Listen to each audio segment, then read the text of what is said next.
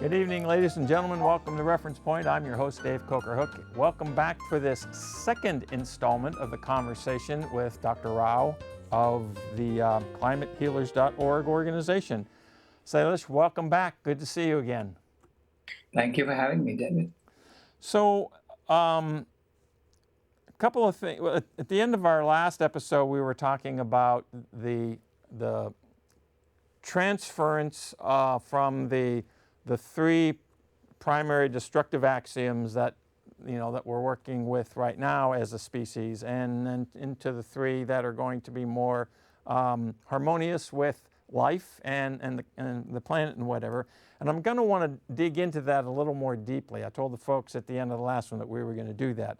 But before we do, I wanted to ask you about something, because when we hear the rhetoric about greenhouse gases and emissions from the mainstream media, almost all the time they're talking about CO2. So, you can't drive your car because it gives CO2. You can't breathe because you put out CO2, blah, blah, everything puts out CO2. But there are other gases that have an impact that are equal to or greater than that. Is that correct? Yeah, on an annual basis, methane causes more heating incrementally than the CO2 you're emitting. And why is that? Because methane is much more powerful as a greenhouse gas, because methane concentration in the atmosphere is not as much as the CO2 concentration. So think of it as, each molecule of methane doesn't see too many other methane molecules around it, right? Yeah. And so every molecule has a certain frequency range over which it obstructs energy. So it reflects energy back. Okay. Right? So methane works in a different band than CO2. So there it's only other methane molecules that are going to compete with the methane molecule. And it sees very few of them, because methane concentration is about 2 parts per million in the atmosphere. Whereas CO2, there is 420 parts per million, right? So it makes it sound like, just from those numbers, that CO2 is the primary. It's the primary one, but methane, each molecule of methane you're emitting is actually 130 times more powerful than the CO2 molecule you're emitting. Really? Because we are adding to the 420 parts per million, right? And so whatever we're adding doesn't have that much of an impact, because there are already enough CO2 molecules that are covering that frequency range. Oh, okay. Right? So methane molecules, every new molecule they're adding actually is having a huge impact. And the methane molecules, they react with oxygen in the atmosphere and become CO2. Oh, really? Yeah. Okay. So they become CO2 and they become water, right? So that's a methane. Methane is like CH4.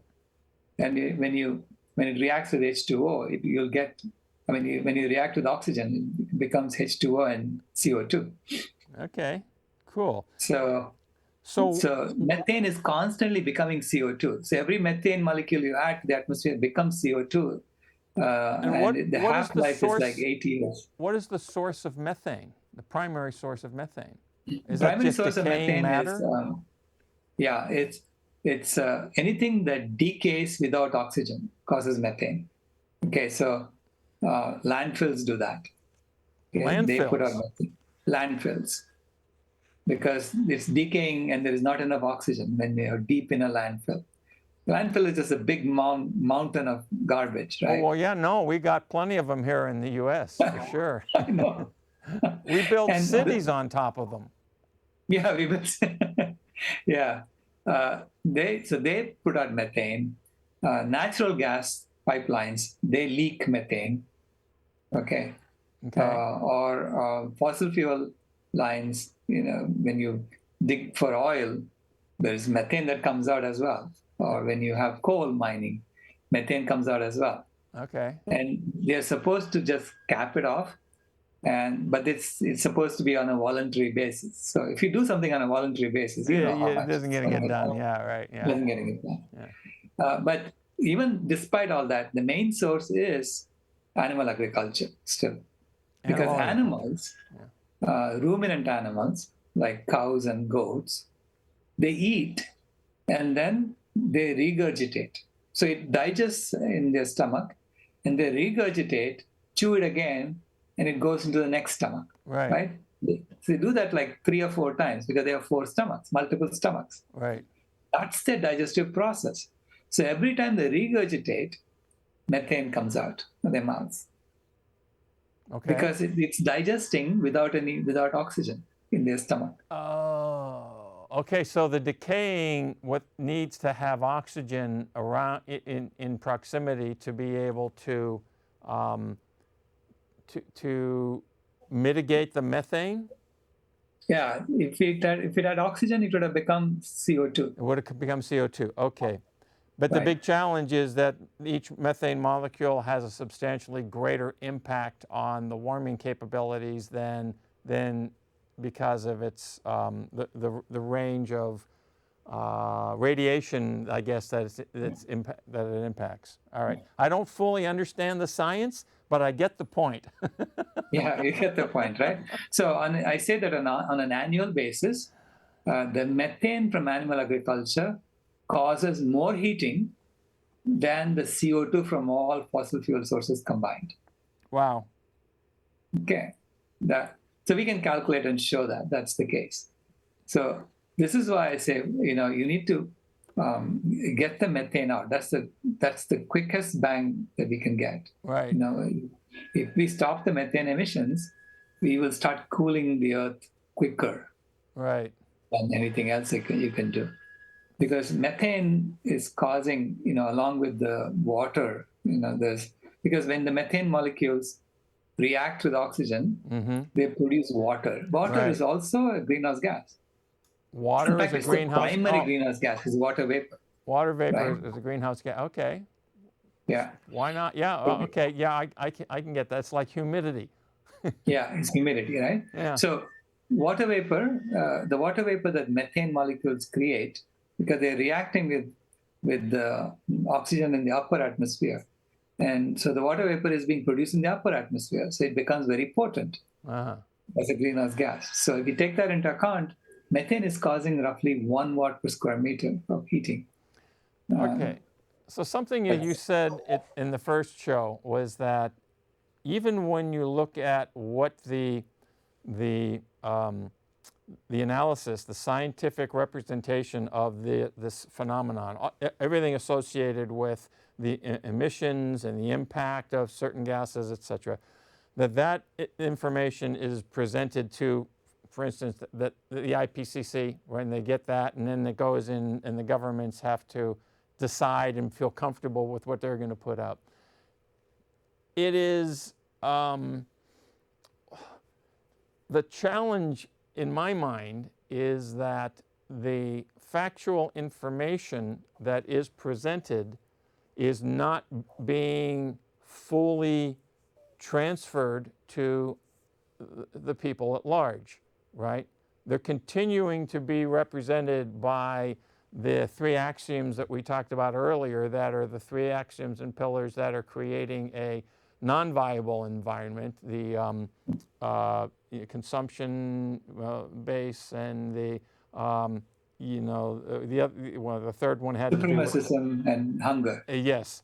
And so how do we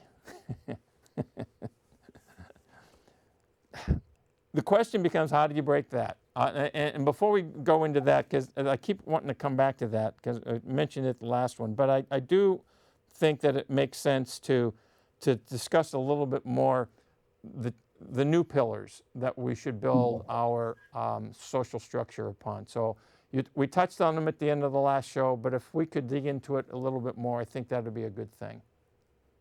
Yeah.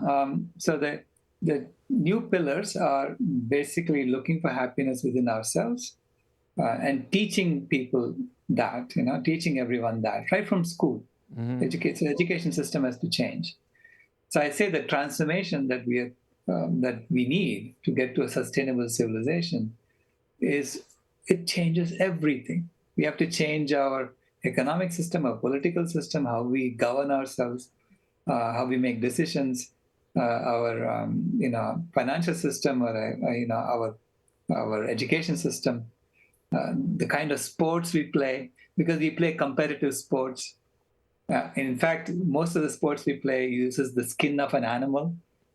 So we are showing who is superior, who's the boss. Right, right. Because we take the skin of an animal, we bat it around, or we throw it around, and then we see who's the winner, who's the loser. Right. Now, winning and losing is not part of a sustainable civilization. Sustainability is about playing an infinite game. I agree with that. Because sustainability is about playing the game as long as you want to. So the challenge, one of the challenges, obvious challenge, is the economics and the political and other levels of control that people feel the need for, that are involved with and running those all of that stuff. So Right. if we were able to snap our fingers and say, boom, we're going to make this change, how would we sustain? Because everyone has this vision that if none of this were available right now, everybody's going to die because we don't have a way to do this, that, or the other thing, Right. which is not true. I get that. But how do we manage to present that information, Right. the reality versus the disinformation?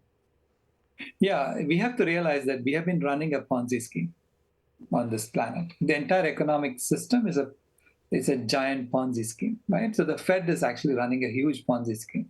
Well, yeah, that's true. And it's well known. It's not like I'm selling you something different, something that no one knows. No, it's everyone admits that. That's what it is. And any Ponzi scheme depends on growth to sustain itself, which is why we keep trying to grow the economy. Everyone, right? We keep trying to grow. Everyone wants to grow, because if you don't grow, you die. Right. That's a system we have, right? So that's a Ponzi scheme. And so ultimately, there are people who are contributing to this Ponzi scheme at the bottom who are not getting much for what they're contributing. Right. Like people who are growing rice, they get paid like 5 cents a pound for the rice they're growing, even though the rice is being sold for $2 a pound in the supermarket here. Right. Okay? Right. Because we say that that's the game.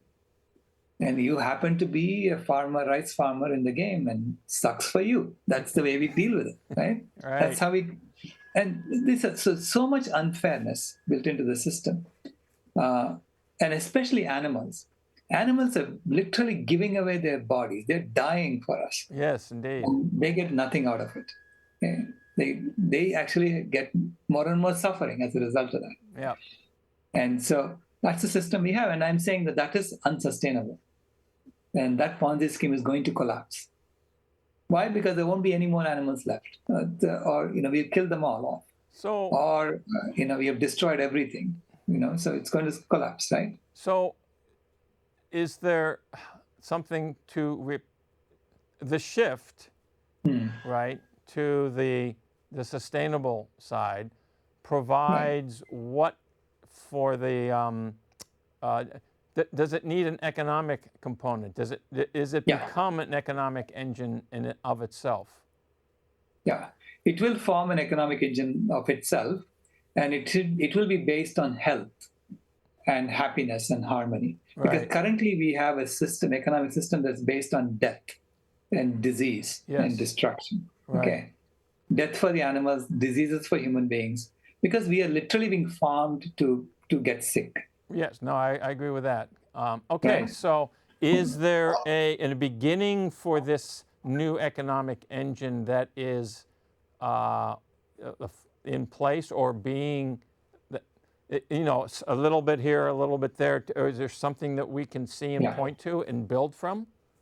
Yeah, exactly. In fact, the picture behind me is a forest in the Western Ghats of India. And that used to be a coffee plantation like 20 years ago. So, and, someone came and said, okay, I want to buy this coffee plantation and give it back to the animals.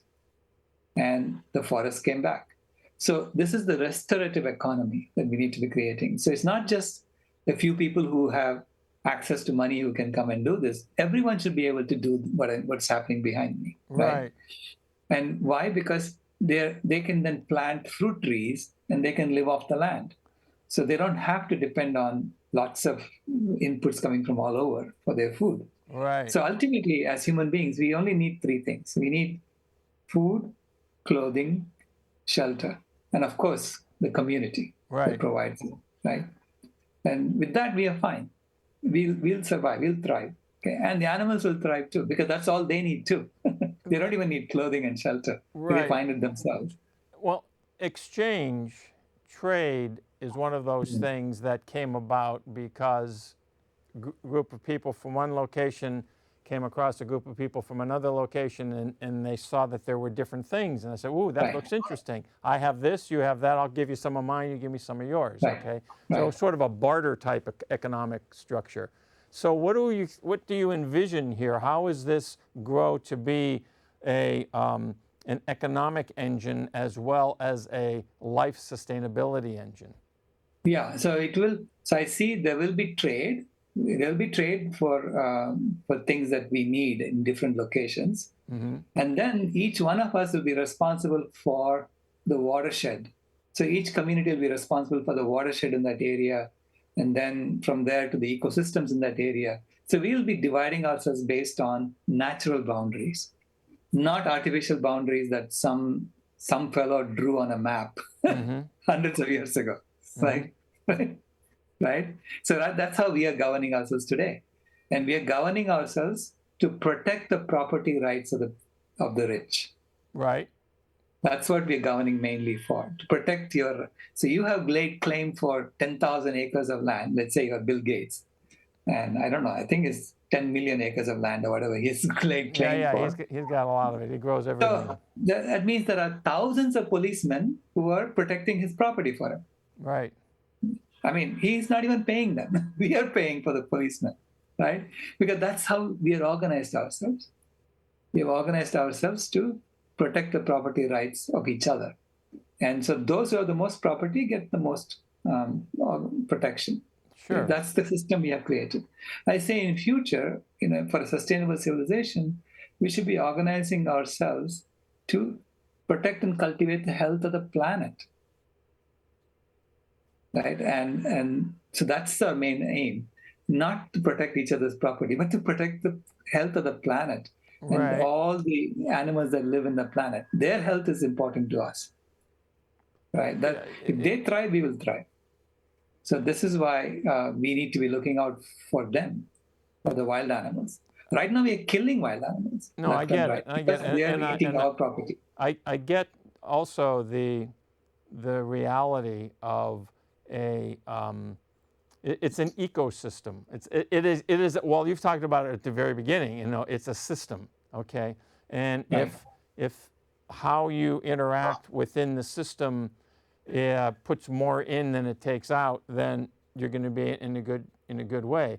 Where there's still going to be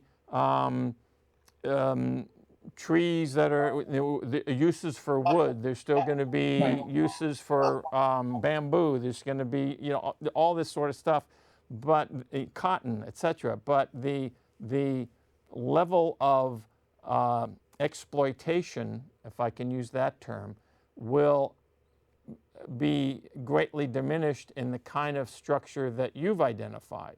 Okay. Right. It's not that we're all going to go running around in loincloths again, though that might be kind of cool for some people. It's not, that's not the intent. The intent is a mutually beneficial structure that for humans and every other living thing on spaceship Earth. That's what Exactly. I'm okay. The way I see it is, there is nothing that I don't consider anything to have happened to be wrong. Right. Now, this is all part of the process. It's part of the process. I get it. Yeah. Yeah, and so we have been given all these tools that allow, for instance, you and me to talk, even though we are separated by almost 1,000 miles. Right. Right. We are talking. So that kind of technology and that kind of ability will still be necessary for the purpose of making sure that our planet is healthy. Right.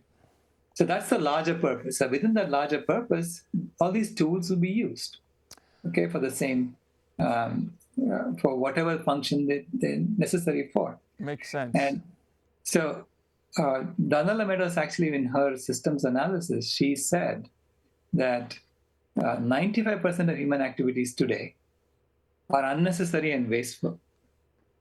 And what she meant by that is that we do a lot of things where we are literally breaking things and fixing it. Right. Okay? Deliberately breaking things and fixing it because we want to increase the flow. That's what we are maximizing the flow. That's how our company will get more and more revenues. Right. So we are optimizing it for the wrong objective function. But in the process, we have created all these tools and technologies to optimize it for this objective function. Now we need to deploy those tools and technologies for this other purpose, which is to heal the planet. Right. And to bring back life. So, And so all of our technology is still useful. as you communicate your message, where are you seeing getting the most resonance? What population? What part of the world? What generational level is responding to your message? I'm finding that it is across the board that people like this story where we do belong exactly as we are, and that we are transforming from a climate heating system to a climate healing system. So a climate heating civilization to a climate healing civilization. Okay, so that seems to resonate with everyone that I speak to, regardless of their age, regardless of where I'm speaking. People like that, like the idea that there is no one to blame, there is no finger pointing necessary. But it is, now saying, okay, how do you take care of each other? Yeah. Because I say that climate healing is an engineering project. Right. Whereas climate heating, anybody could do it. You just burn the damn thing, right? So Right. Right. Right. it's a skill and burn. I mean, you don't need to do much for that. You don't need to organize for that, right? I think one of the key things that you said there just a moment ago was that in looking at this climate healing concept, if I can use that term, you're not pointing fingers at anybody. We're not saying, oh, you this, it's like, and I think the other point that you made earlier is also right. As a species, we are progressing. We've moved forward. We're a lot different than we were 10,000 years ago. Okay, right. In terms of how the things that we're capable of, our cognitive abilities, and all sorts of things, and that's really progress. As we mature as a species, we're recognizing more and more things that we could do differently. But everything that had to happen to get us here is just that. It's what had to happen to get us here. So I think those two things, not trying to approach this from a blame perspective, and also recognizing that it's part of the progression of things is really critical, because a lot of the those enclaves of individuals and groups that are say that they're looking to have an impact on the sustainability, on the initiative, are doing it from a perspective of blame and attempting to to do things that are going to damage somebody else's situation. Right. And I think that's the wrong approach, because that just creates a counterforce and resistance, and that's not the path to truth, I don't think. Yeah, it isn't. And also, I say that, we have to model this. And this is why I came up with the burning machine and the killing machine, and modeled the impact of those machines on the climate of the planet. And then based on that, we see that there is a solution that allows us to restore the climate of the planet. Okay. Got it. And that solution requires us to shut down the killing machine as quickly as possible, and then turn down the burning machine gradually over time in the next 33 years, something like that. Got it. So, and when we do that, it is optimum in the sense of how much heating that we have to endure. Right. Okay, Right. we can minimize the heating that we have to endure by doing that. Fantastic. So I say that when we start implementing these kinds of solutions and people are all working together on seeing this happen real time, Right. seeing the climate stabilize, seeing the seeing the CO2 levels come down over time. My God, this is part of the excitement of life, right? We are actually doing something amazing. Our opportunity for the future. We got just about 2 minutes left, and then we have to sign off for good today. Quick question: Are you you were just in Asia? Do you have any speaking engagements? Are there any events or something that, whether it's online or in person, that you're going to be at here in North America that our audience might be interested in tuning into? Yeah, I would like people to join and participate in World Food Healers Day, which is happening November 19th of this year. Okay. And it is saying, let us create a food system in which healthy food is given away for free. Ooh, I like that idea. Okay, because that is the new pillar. Food Healers is the new pillar of the third pillar of the new system. Right. And so we can start doing that right away. We can start building that, everything you need to give out healthy food for free. Okay. Fantastic. And what's the date of that?